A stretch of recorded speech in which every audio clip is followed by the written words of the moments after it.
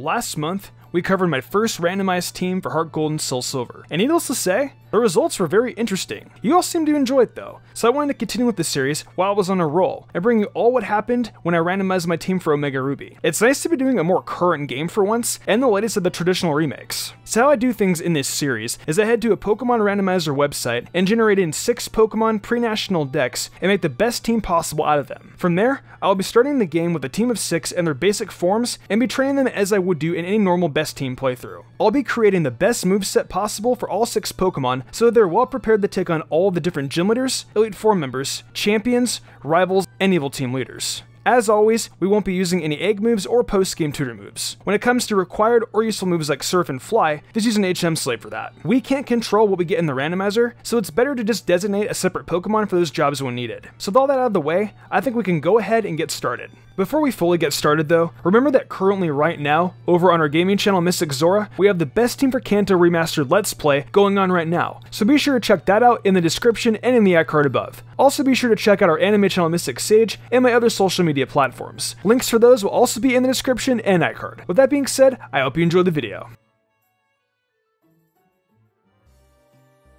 Alright, so now let's press this button and okay, wow. Talk about a surprise. We've got ourselves a Claydol. And that is most certainly quite different. I'm not sure if I've ever even needed to build a Claydol before, so this is pretty new to me. I guess it's the nature of the randomizer. Anyway, we're going to be starting off with Baltoy, and it'll evolve into Claydol at level 36. This is a cool Pokemon to end up starting off with, since Ground and Psychic are very powerful and all around fantastic typings. Another very nice thing is that Claydol has got the ability Levitate, which means we're immediately starting with a Pokemon that adds an immunity. Claydol doesn't have to worry about ground or electric types, but it does have quite a few weaknesses that we have to deal with. That being said, it is a fantastic Pokemon defensively, with 120 in special defense and 105 in defense. And with 70 base attack and special, you've got a choice on how you wish to do things with it. Now let's go ahead and see just what I'm planning for Claydol. The moves that I've put together for this Claydol are Psychic, Earth Power, Charge Beam, and Shadow Ball. Psychic is of course a very powerful stab move that made a lot of sense to throw on this thing, and it's going to be learned by TM, since unfortunately, Claydol doesn't learn it via level up.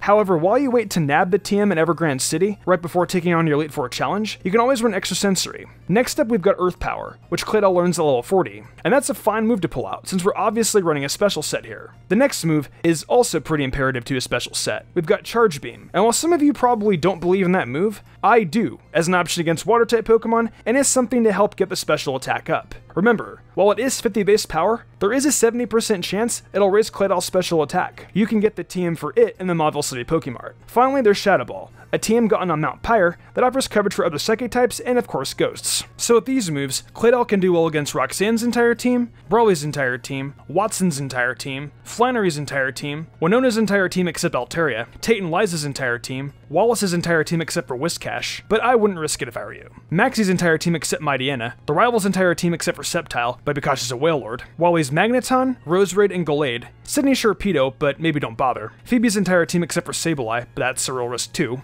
Glacier's 2 Frostlass and Walrein, but still be wary of risks, and Steven's Skarmory, Claydol, Aggron, and Metagross. As you guys can see, the potential for Claydol is massive in a playthrough using this team, especially during your gym challenge.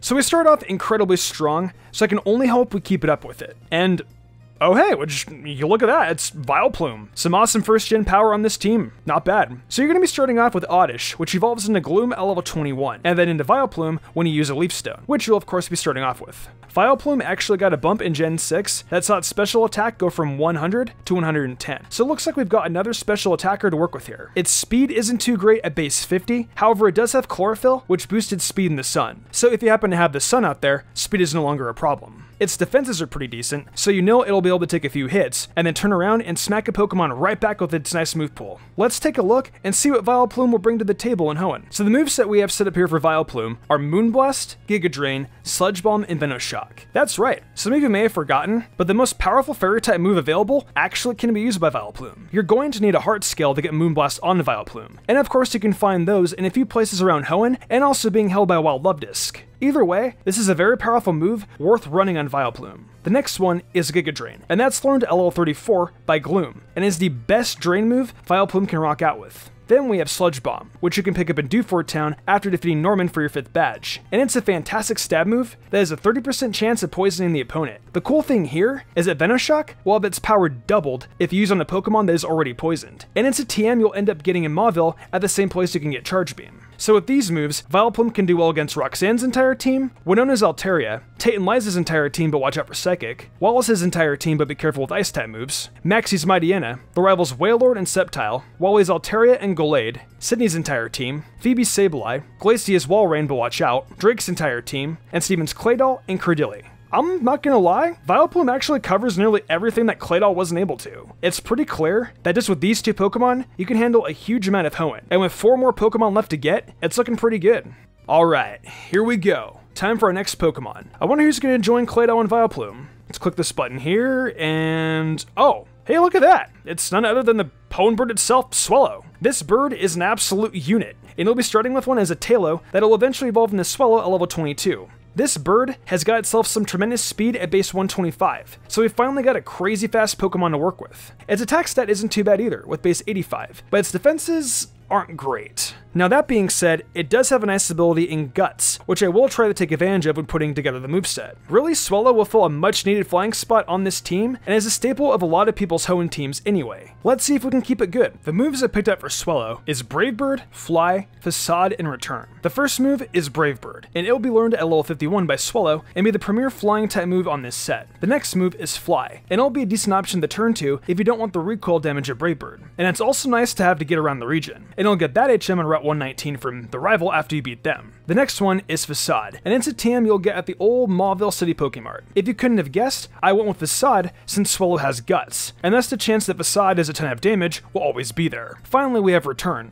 which Swellow gets via TM in Pacific Town, so relatively late. That just guarantees you'll probably have no problem being at max happiness by that point. Alright, with these flying type moves, and the ones it learns throughout its run, Swellow will be able to do well against Brawly's entire team, the rival Sceptile, Wally's Roselia and Gallade, and Sunny's Cacturne and Shiftry. Alright, fine, maybe I was being a little too kind earlier. Sure, people may use Swellow a bit, especially for having Fly, but man, I didn't quite realize just how little the flying typing actually helps you in Hoenn. Though I guess Return and Facade have potential as very strong normal type moves. Oh well, I guess it's just the nature of things when you're randomizing stuff.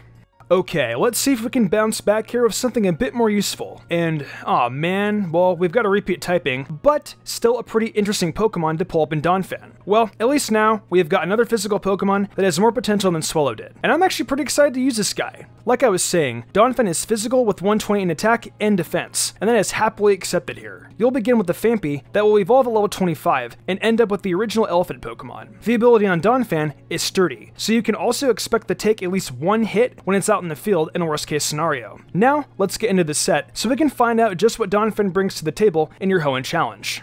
The moveset I ended up setting for Donphan starts with Earthquake, then is followed by Knockoff, before being finished by Thunder and Fire Fang. Earthquake was an absolute no-brainer for this one, and Bulldoze is a move you'll be able to turn to for a bit before learning Earthquake at level 43. Bulldoze can be grabbed as a TM at Mauville's Pokemart as well. Knockoff, Thunder Fang, and Fire Fang are all moves that will need hard skills, and while I'm not too happy about needing to use moves that will need to be remembered, Donphan didn't really leave me with much of a choice if I wanted any sort of coverage on it. So I'll take this moment to point out that in Oras, you can find hard skills on routes 104, 105, 106, 109, 115, 118, 128, and 134, and then underwater on routes 124, 126, and 129. You can find one in Lilycove and Pacifilog as well, and of course by catching Luvdisc.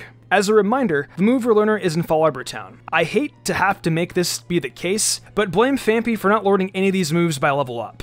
So with this varied moveset, Donphan will be able to do well against Watson's entire team, Flannery's entire team, Winona's entire team except for Altaria, Tate and Liza's entire team, Wallace's entire team except for Whiscash, Maxie's entire team except for Mightyena, the rival's entire team, Wally's Roselia and Magneton, Sydney's Cacturne, Shiftry, and Sharpedo, Phoebe's entire team except Sableye, Glacier's Walrein, but I wouldn't bother, and Steven's Skarmory, Claydol, Aggron, and Metagross. As you can see, Donphan does a lot of the same stuff that Claydol will, but even then, this is a good Pokemon with nice moves that should be able to offer you lots of help.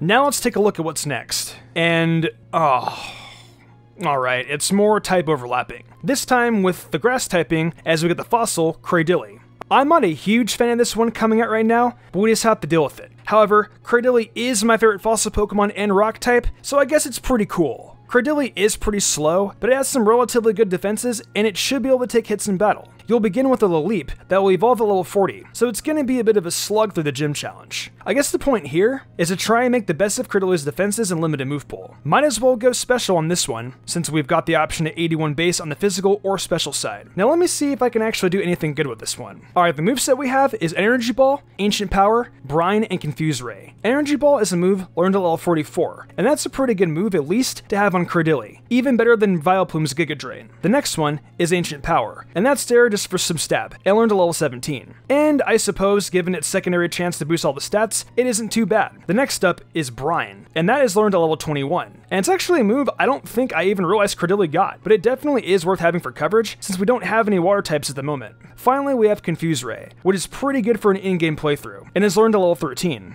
Okay, with these moves, Cradily will be able to do well against Flannery's entire team, Winona's entire team, Tate and Liza's entire team, Wallace's entire team, Maxie's Crobat, the Rival's entire team except Sceptile, Huawei's Altaria, Sydney's Sharpedo, Glacier's entire team but be very careful, Drake's Altaria and Salamence, and Steven's Claydol and Armaldo. Cradily actually does pick up a few Pokemon that the rest of the team wasn't able to, so it isn't all that bad.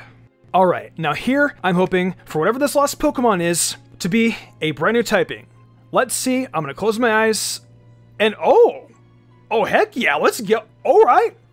We got ourselves a water Pokemon in Crawdon, and I'm pretty happy about that. We'll be starting off with Corphish, and it will evolve at level 30, so you'll have it for a little while. Crawdon is a great physical attacker with 120 base attack, and its defense is pretty decent as well at base 85. Unfortunately, like quite a few Pokemon on this team, it's not very fast, but we should be able to deal with that. Its two abilities are Hyper Cutter and Shell Armor, so either you'll be able to be immune to critical hits, or you can have your attack stat lowered. I'd say that either one of those is a pretty nice ability to have, really. Crawdon's moveset is going to be Surf, Waterfall, Night Slash, and Brick Break. This pretty much confirms you'll need some sort of extra Pokemon around to use Dive, as I just didn't want to throw that on a good Pokemon like Crawdon, but I was willing to give it Surf. I'd say you should probably look out for a Pokemon like Marill early on that can learn Strength, Rock Smash, and Dive, specifically so you can progress through certain areas. Surf is an HM you'll get from Wally's father after defeating Norman, and Waterfall is obtained in Pseudopolis after defeating Wallace. Crawdon will learn Night Slash by level up at 26 as a Corphish, and Brick Break is a team you can get in Pseudopolis. So with these moves on Crawdon, it can do well against Roxanne's entire team, Flannery's entire team,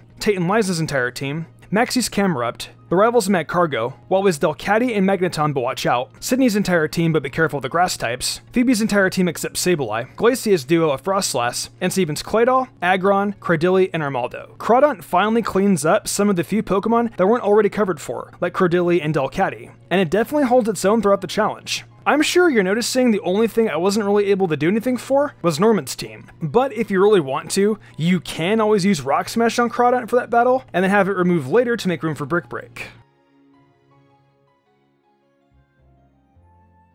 Well, that's gonna do it for this one. This team was certainly interesting, and it did its best to give me a bit of a hard time with the repeated typings and whatnot. But all in all, I think this team is indeed capable of tearing through Omega Ruby without too much of an issue. Just that combo of Claydol and Vileplume can be deadly, and the rest of the team acts as some great support. Despite not being the most balanced thing ever, this team still gets a thumbs up from me. If you enjoyed the video, why not leave a like and subscribe to my channel with notifications on, that way you never miss an upload. If you want to support me further, consider following my Twitch where I stream all sorts of games from Pokemon to Fire Emblem to Zelda and much more. I also have an anime channel called Mystic Sage where I do anime reviews, rankings, and countdowns, so if you're interested in that kind of content, go ahead and check that out as well. If you want to support me even further and gain cool perks, check out my Patreon. These lovely people have all given me their support over there and I couldn't be more grateful to them. I think I'm gonna wrap this up though. I'm Mystic Umbreon and I will see you in the future for more awesome Pokemon content.